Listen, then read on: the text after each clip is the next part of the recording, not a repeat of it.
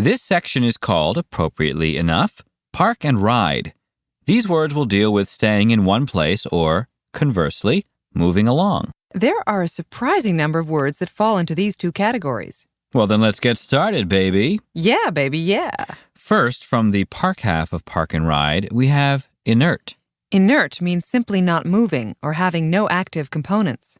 Sounds like inertia. It's very similar. Inertia, for all you physics fans out there, is that property that says that things that are at rest tend to stay at rest. This is another one of those words that has a strict literal meaning, but which can be liberally applied metaphorically. It's great, for example, when you're fighting with your girlfriend to say the relationship is inert. You mean rather than saying we're not going anywhere? Exactly. Makes you sound dweeby to say inert, I think. You could say, hey, baby, we've gotten so phlegmatic. Can't you get an antibiotic for that? I think I see the connection you're making there between phlegm and phlegmatic, and while there is a relationship, it's not quite what you're thinking. What is it? Phlegmatic means sluggish, lacking movement, or unable to be excited. Acting like phlegm, you mean? Well, in a sense, yes. Laying around all goopy-like and not going anywhere. So you could say what this relationship needs is a good sneeze to clear out the phlegm. Yes, you could, and I think your point would be well made, not to mention well taken. I should hope so. So, phlegmatic can be used to describe virtually any situation in which things have stopped moving or have almost slowed to a halt. So how would that be different from languor? You mean that little city up in Maine? No, silly, not banger, languor. If phlegmatic means listless and unmoving, then how is that different from being in a state of languor, or, to use the adjectival form, to be languorous? I didn't even know that Languor wasn't a city in Maine. How do you expect me to know the difference between phlegmatic and languorous? Good point. I'll handle it. Languorous also means just sitting around, not moving or in one place for a long time. But you'll find that it has a kind of dreamy connotation. Dreamy? Yes. If you're feeling languorous, it means that you're happy to be doing nothing. It's likely that you're by the pool with a drink in your hand and the warm sun on your face. And phlegmatic? Not dreamy. Phlegmatic, like the phlegm from which it stems, is no fun. It implies you're not moving because you're stuck or unable to get going. Languorous has a much nicer connotation. Do these words really mean that much to you? Why? I was just curious about how you were planning on making this next definition sound anything other than totally dull. Well, let's see. What's the word? It's in situ. That's Latin, is it not? Yay. No, silly, not Pig Latin. Oh, hey. Itque. Okay, yay. In situ, whatever its literal translation, gets used today to mean still in its original position. Which is good because in situ is a lot easier to say than still in its original position. You hear it used a lot to describe medical situations. For example, if you've got a tumor, God forbid, but it hasn't spread yet, they call it in situ. Or if your girlfriend is sick but she's too fat to move, the doctor has to come treat her in situ at the house. Right. That wasn't dull. There. See how easy? Now I'll bet you'll never forget in situ. Okay then, fair enough. But what are you going to do about caryatid? Carry who? Caryatid. It's what you call one of those statues of a woman that works like a column to hold up a building. What? A caryatid is a supporting column on a building that is built in the shape of a woman. You know, so the top of her head is where the column meets the roof or ceiling. Uh-huh. Well, I sure can't see why caryatid would be in the park half of the group Park and Ride. I mean, she sure isn't going anywhere. Precisely. And it may interest you to know that caryatid comes from Greek and refers to the priestess of Caryae. Caryatid. You'll often see caryatids decorating I think you just like saying that word. You like saying caryatid. Why, yes, I do, Archie. I like caryatid very much. I also believe that if I say it frequently, our listeners will be less likely to forget it. Well, I like cunctation. I'm sorry? I said I like cunctation. Now that's a word you can really sink your teeth into. Cunctation. You sure can sink your teeth into it, but what the heck does it mean? I've never even heard of that word before. It means delaying or procrastinating. If you put things off that need to be done, then you're guilty of cunctation. I don't know, Arch. I don't think that's a real word. Cunctation sounds like one of those words you make up as a child. No, it really exists. Look it up. Or would you prefer to practice cunctation? I don't generally procrastinate, as you well know, and I would indeed like to be able to look up cunctation, but time does not allow. For now, I'll just have to take your word for it that cunctation means procrastination. I don't want to get caught in a quagmire of definitions. Quagmire. That's a swamp or bog that gives way under your feet and traps you there. That's the literal definition, but you can also use quagmire to mean any predicament or sticky situation that's hard to get out of. For example, if you and your sister get into an argument about your grandmother's will and you simply can't agree about who gets the collection of weird-smelling silk sheets, that too could be called a quagmire. That's one word for it, I guess. What's another? Creepy. That's an adjective that has nothing to do with it. What's another good word for quagmire? Snagmire. That's not a word. Yes, it is. Archie, snagmire is not a word. Well, maybe not, but it's my mnemonic device for quagmire, and I like it. You mean snagmire helps you remember the meaning of quagmire? That's right. Just like snuffle helps me remember coughle. Wait, what? I remember coughle by thinking snuffle. No, you don't. You're right. I remember coughle by using it. Well, help the rest of us here and fill us in on what it means. A coughle is a group of animals or people who are chained together in a line. Like a chain gang? That's right. The lone cowboy appeared on the horizon against an azure sky, a coughle of horses trailing behind him. I like coughle. It has real poetry to it. Like a murder of crows. Or a crash of rhinoceroses, or a smack of jellyfish, or an ostentation of peacocks. Right, only remember a coughle is a group bound together by a chain. Those others are just plain groups. There's a difference. Why, thanks for that, Veronica. I might have forgotten. It's been so long since we heard the definition, after all. I think we'd better review the park words from the group Park and Ride. I think you're right. I'll start. Inert. Unmoving, still, or in the case of chemicals, something with no active compounds. Phlegmatic. Sluggish, lacking energy, unable to be stimulated. Yucky. Languorous. Still, in a sleepy or dreamy way. In situ. In place or in its original position. Caryatid. A supporting column in the shape of a woman. Cunctation. Procrastination. Quagmire. A swamp or bog that's easy to get stuck in, or any predicament. Coughle. A group of people or animals chained together in a line. And those are the words from the first half of the group. The park words. And now, to pull it all together for us, it's time for Tully the Turtle. Hello there. I'm Tully the Turtle. Or is it Tortoise? I can never remember. I'm stuck in a cognitive quagmire about my own identity. The same one in which I grew up, I think. Oh well, that's what I get for being so phlegmatic. I never get to the library to look up my family history. I know that both turtles and tortoises came from the same ancestor, but I never learned which. It makes me sad. I'm very sad most of the time. My doctor says it's because I never get out of the house. But I can't really help it. I mean, I was born in situ, as you can plainly see. How am I supposed to get out of the house when it's growing out of my back? Goodness knows I'd love to move into a bigger place. A big mansion with beautiful caryatids holding up the roof. That'd sure be nice. All those tall women. There I wouldn't fall prey to my own inertia. In a palace with lots of servants and helpers, no one would ever accuse me of cunctation. I'd get done all the things I always wanted to. And there'd still be time to lie languorously by the pond and bathe in the warm rays of the sun. But not on my back! No. So sad. But you know what makes me saddest of all? That I would have no use at all for the word coughle in my house. Since I naturally deplore bondage of any sort, I would refuse to keep any creatures, man or beast, chained up in a line. That was a bit of a stretch for coughle, don't you think? Never mind. Let's move along. Perhaps you should get us started on the ride half of the Park and Ride words. Terrific. Allow me to introduce you to my very favorite Joni Mitchell album. It's called Hejira. All the songs on Hejira revolve around the theme of travel, in particular, travel to a better place. So simply stated, hijira is a noun which means a journey or pilgrimage from a lousy place to a better one. Precisely. That's what a hejira is. Can I get mine with extra cucumber sauce? Now. I'd like to hear hijira used once in a sentence, I would. Since Delima had been missing for more than a week, practically everyone figured she'd gone insane or been abducted. But Sallow knew that she had finally begun her long-awaited hejira. Wow, where'd she go? Newport News. Oi, where had she been before? Wilmington. Yikes, so that was a Hejira? Ever been to Wilmington? No. Trust me, Hejira.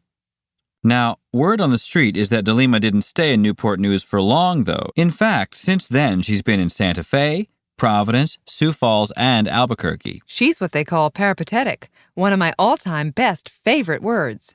In high school, I had a friend whose father was in the Army, and by the time I had met her, she had already moved 6 times. She always liked to say that she and her family lived a peripatetic life. Then what happened? She moved 7 more times. She really was peripatetic. So much so that I eventually lost track of her peregrinations. Wowie, you slipped that one in on us, didn't you? Peregrination. Travel. Sounds like peregrine falcon. That is, in fact, how I remember peregrination. A peregrine falcon is incredibly good at getting from one place to another. They fly fast and they're very accurate. So a peregrination is something that a peregrine falcon does very well. There's a romantic connotation to the word peregrination that suggests something a little more special than just regular travel. For example, you wouldn't call taking the shuttle from Boston to New York a peregrination unless you were being a little ironic. Don't you think? A peregrination would be more like a journey that started in Nepal and then took you to Florence and then to Tanzania and ended in, say, Orlando. Cool. Likewise, you wouldn't call taking a limousine from one party to the next on Oscar night a peregrination either. That might better be called gadding. Ah, to gad. To gad or to gad about, as it is often used, is to flit from social event to social event or from hotspot to hotspot in a casual, some might say random way. I used to gad about town quite a bit back in the days, before my trust fund dried up and I was forced to earn a living. Then I could ill afford to spend nights gadding from chic boîte to classy cabaret. Work will do that to you. It's also hell on your hands. Just look. Ooh, that's bad. I don't know what I'm going to do. Whatever it is, act with celerity or it may be too late. What, is vegetable juice supposed to be good for the skin? Not celery, silly. Celerity. It means quickness, speed, or rapidity. You mean it's not what you use to stir your Bloody Mary? No. If you're stirring your Bloody Mary with celerity, then you probably ought to quit stirring and start drinking. Look at it this way. Ambulances move with celerity. Celerity is essential if that package is going to get there by this afternoon. Marcia and Stickley agreed that for the sake of the little ones, they should work things out with celerity. The little ones? You've never met the little ones? I don't think so. Oh, they're little all right. I mean, really. That would make them motile too, I guess. Well, pound for pound, I'd say they're pretty easy to move, but they can also put up quite a fight. They don't generally like to move. Other, less sedentary ones are more motile than the little ones. Motile doesn't simply mean movable then. No. Otherwise, you could just say mobile. Motile means able to move spontaneously or on its own. See, a mobile home, for example, needs a driver and diesel fuel to get from one place to another. But a motile home will just get up and go. That ability, by the by, is called motility. Hotel, motel, Holiday Inn. Don't push me now. Many fungi multiply by dint of motile spores that spread themselves around, alighting on fecund surfaces and beginning life anew. I like being motile. You know what, Venus? I'm in the mood for a diaspora. That's weird. Why would you be in the mood for the widespread dispersal of a people from one central location to places all around the world? Oops. I guess I was thinking of another word. I thought a diaspora was a frozen drink made with rum and root beer ice cream. No. A diaspora is when a people of common origin gets spread all over the world. It originally referred to the Jews who left Israel and dispersed themselves all over Europe and Babylonia. But now it can be used to describe any group at all. Can it describe my gerbils who broke out of their habit trail and ran off to the 4 corners of the earth? Sure. That's a diaspora of sorts, although there were probably gerbils already living in all the places where yours might have ended up. So that means that it wasn't a true diaspora. Well, my guess is no, unless you consider your specific gerbils to be a discrete population on their own. And I do. Well, then I suppose we could call it a diaspora, or maybe they just wanted to go gallivanting around for a while. To gallivant is to run around playfully from place to place with the intention of having a good time. Yaakov had a hard time finishing his assignments as he much preferred gallivanting with his friends to laboring over a hot computer. I understand. And you think maybe my gerbils were just casually gallivanting around together and that they had no intention of moving away? Well, it seems like a reasonable possibility anyway. Why would gerbils do such a thing? I don't know. For God's sake, I just know that they're gone and I'm alone. What'll I do? Get some new ones. Oh my God, how could you even suggest such a thing? As if one gerbil were the same as any other. Obviously, you've never lost anything as valuable as a gerbil, or you wouldn't even be able to think of such a thing. Right, whatever. Let's review the ride words from the group Park and Ride, okay? Archie? Okay? Mm-hmm. Oh boy. I'll start. Hegira. A journey or pilgrimage to a better place. Peripatetic. Unsettled, frequently moving. Peregrination. A country of falcons. Archie? A journey. Thank you. To gad. To wander or meander aimlessly from place to place. Celerity. Speed or rapidity. Motile. Capable of spontaneous movement. Diaspora. The movement of a people or population from one central location to locations throughout the world. To gallivant. To hop, bop, or flop about happily from one place to another, usually with special friends or companions. And those are they. Those are the ride words from Park and Ride. So now, who's going to help us learn how to put them into context? Why, Boomer, of course. Boomer? Boomer, the rootin' tootin'est female trucker this side of the Louisiana Purchase. You mean Boomer Barker? The world-famous mother trucker? I do indeed. So without further delay, won't you welcome Emily Boomer Barker, the mother trucker of I-80, 60, and 95. Hello there, truckies, ets, and soon-to-be-ers. Welcome to the wonderful world of 18-wheeling, where every day is a new beginning. Each pump of the pedal a chance at redemption, and every highway and interstate a potential hegira. What could be better, I ask you, than a daily opportunity to go to a better place? True, a peripatetic life like this one ain't for everyone. Those who prefer to stay in one place ought not to consider a motile lifestyle such as mine. Likewise, if you're the type who just likes to gad about, moving aimlessly from locale to locale, then trucking should be avoided. The trucker's primary objective is, after all, to get from here to there with the utmost celerity. In other words, don't dawdle. It's fine to view your work as the peregrinations of a great adventurer, but do it in the privacy of your own cab, is what I suggest. You can tell your friends you've been gallivanting around the country, moving from fancy affair to fancy affair, if that's the sort of fantasy you require. However, let's face it, trucking is work first, spiritual uplift second. And it can be tough. I have more than once likened life on the road to the early diaspora. I'm a gal without a country, a citizen of the world. I carry my home on my back and take my pleasure where it comes. Not that I don't love every blessed liver-jangling moment of it. I do. But I've earned my place among the giants in the field, and so must you. Oh, and be sure to get a real good radio. It's key. That would be Boomer, world-famous mother of all truckers. She's cool. Yes, she is, Archie. Yes, she is. But now it's time to finish up with the Park and Ride words with our famous final wrap-up. Indeed, it is that time, Archie. Quickly now, you'll hear a melange of words from both groups in no particular order. Each word will be followed by that part of the speech in which it was used for context. Use that context to remember the meaning of the word. For good measure, of course, we'll round off each little review with a brief definition of that word. Then it's on to the next, and so on. We've not much time, so let's begin. Zoinks! And away! First up is inert. There I wouldn't fall prey to my own inertia. To be inert, or to exhibit inertia, is to be unmoving, still, or not active. Hegira. Where every day is a new beginning, each pump of the pedal a chance at redemption, and every highway and interstate a potential hegira. What could be better, I ask you, than a daily opportunity to get to a better place? Hegira means a journey to a better place or higher level. Phlegmatic. That's what I get for being so phlegmatic. I never go to the library to look up my family history. Phlegmatic means sluggish, slow to get started, hard to stimulate. Peripatetic. True, a peripatetic life like this one ain't for everyone. Those who prefer to stay in one place ought not to consider a motile lifestyle such as mine. Peripatetic means moving frequently, unsettled, without a permanent home. Languorous. and there'd still be time to lie languorously by the pond and bathe in the warm rays of the sun.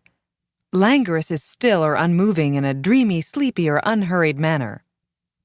Peregrination. It's fine to view your work as the peregrinations of a great adventurer, but to do it in the privacy of your own cab is what I suggest. A peregrination is a journey.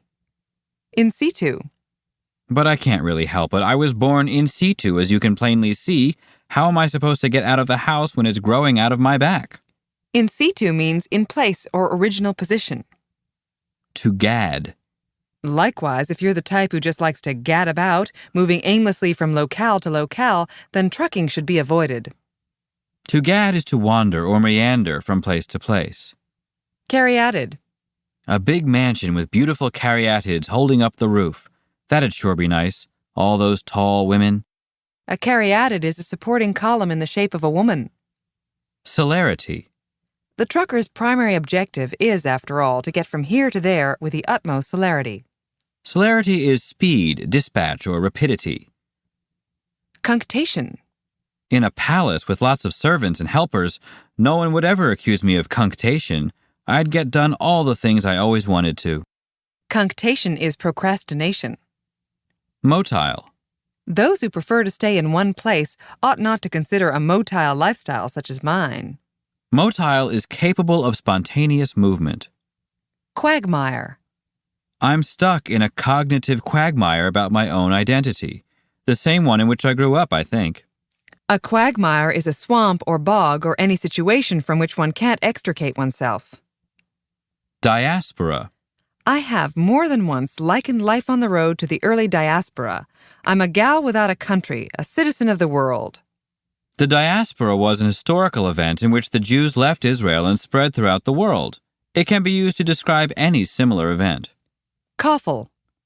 I would have no use at all for the word coffle in my house. Since I naturally deplore bondage of any sort, I would refuse to keep any creatures, man or beast, chained up in a line. A coffle is a group chained together in a line. To gallivant. You can tell your friends you've been gallivanting around the country, moving from fancy affair to fancy affair if that's the sort of fantasy you require. To gallivant is to run about from place to place with special friends looking for fun and good times. I could use a little gallivanting, truth be told. Well, let's do it. You said it meant with special friends, though. Veronica! Just yanking your doohickey, Archibald.